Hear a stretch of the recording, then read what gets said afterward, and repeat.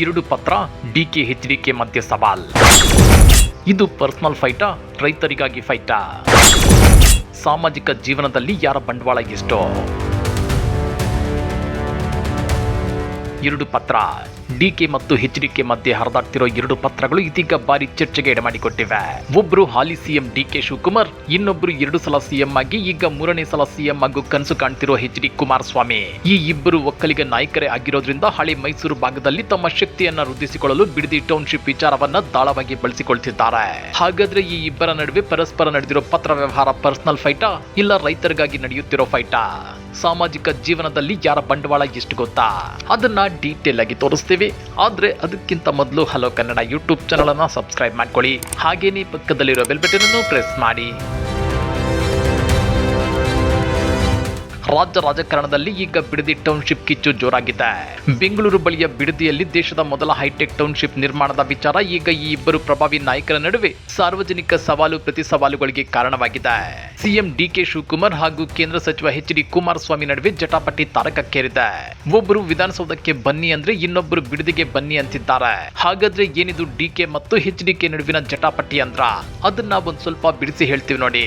ಅಸಲಿಗೆ ಈ ವಿವಾದ ಶುರುವಾಗಿದ್ದು ಬಿಡದಿ ವ್ಯಾಪ್ತಿಯಲ್ಲಿ ರಾಜ್ಯ ಸರ್ಕಾರ ಕೈಗೆತ್ತಿಕೊಳ್ಳಲು ಉದ್ದೇಶಿಸಿರುವ ಮೆಗಾ ಟೌನ್ಶಿಪ್ ಯೋಜನೆಯಿದ್ದ. ಈ ಯೋಜನೆಗೆ ಸಂಬಂಧಪಟ್ಟಂತೆ ಡಿಕೆ ಶಿವಕುಮಾರ್ ಮತ್ತು ಎಚ್.ಡಿ. ಕುಮಾರಸ್ವಾಮಿ ನಡುವೆ ದೊಡ್ಡ ವಾಗ್ಯುದ್ಧವೇ ನಡೆಯುತ್ತಿದೆ. ಡಿಕೆ ಶಿವಕುಮಾರ್ ಅವರ ಪ್ರಕಾರ ಈ ಯೋಜನೆಗೆ 80% ರೈತರು ಒಪ್ಪಿಗೆ ಕೊಟ್ಟಿದ್ದಾರೆ.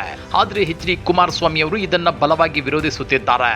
ಫಲವತ್ತಾದ ರೈತರ ಜಮೀನಿನಲ್ಲಿ ಈ ಟೌನ್ಶಿಪ್ ಮಾಡೋದು ಬೇಡ ಅನ್ನೋದು ಕುಮಾರಸ್ವಾಮಿ ಅವರ ವಾದ.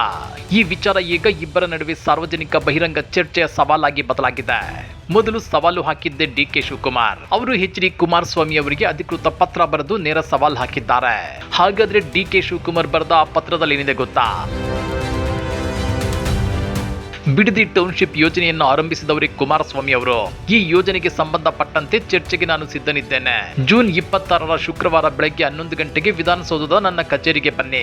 ನೀವು ಮತ್ತು ನಿಮ್ಮ ಇಡೀ ತಂಡದೊಂದಿಗೆ ಬಂದು ಮುಕ್ತವಾಗಿ ಚರ್ಚೆ ಮಾಡಿ.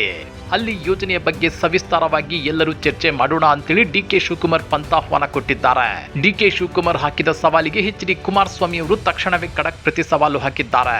ವಿಧಾನಸೌಧದ ಎಸಿ ರೂಮ್ನಲ್ಲಿ ಚರ್ಚೆ ಬೇಡ, ಜನರ ಮಧ್ಯೆ ಚರ್ಚೆ ಮಾಡೋಣ ಎಂದಿದ್ದಾರೆ. ಹಾಗಾದ್ರೆ ಎಚ್.ಡಿ. ಕುಮಾರಸ್ವಾಮಿ ತಮ್ಮ ಪತ್ರದಲ್ಲಿ ಏನ್ ಹೇಳಿದ್ದಾರೆ ಗೊತ್ತಾ? ನೀವೇನೋ ಜೂನ್ 26ಕ್ಕೆ ವಿಧಾನಸೌಧಕ್ಕೆ ಕರೆದಿದ್ದೀರಿ, ಆದ್ರೆ ಅಂದು ನನಗೆ ಪೂರ್ವ ನಿಯೋಜಿತ ಸಭೆ ಇದೆ.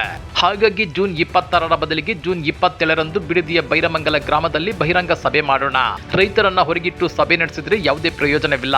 ಯೋಜನೆಯಿಂದ ಬಾಧಿತರಾಗುವ ರೈತರ ಸಮ್ಮುಖದಲ್ಲಿ ಸಾರ್ವಜನಿಕ ಸ್ಥಳದಲ್ಲಿ ಚರ್ಚೆ ನಡೆಯಲಿ ಅಂತ ತಿರುಗೇಟನ್ನ ಕೊಟ್ಟಿದ್ದಾರೆ. ಹಾಗಾದ್ರೆ ಒಬ್ಬರು ಜೂನ್ 26ಕ್ಕೆ ವಿಧಾನಸೌಧಕ್ಕೆ ಬನ್ನಿ ಎನ್ನುತ್ತಿದ್ದಾರೆ, ಮತ್ತೊಬ್ಬರು ಜೂನ್ 27ಕ್ಕೆ ಬಿಡದಿಯ ಸಾರ್ವಜನಿಕ ಸ್ಥಳದಲ್ಲೇ ಬನ್ನಿ ಎನ್ನುತ್ತಿದ್ದಾರೆ. ಹಾಗಾದ್ರೆ ಈ ಮಹಾ ಬಹಿರಂಗ ಚರ್ಚೆ ಎಲ್ಲಿ ನಡೆಯಲಿದೆ? ವಿಧಾನಸೌಧದಲ್ಲ ಅಥವಾ ಬಿಡದಿಯ ಮೈದಾನದಲ್ಲ?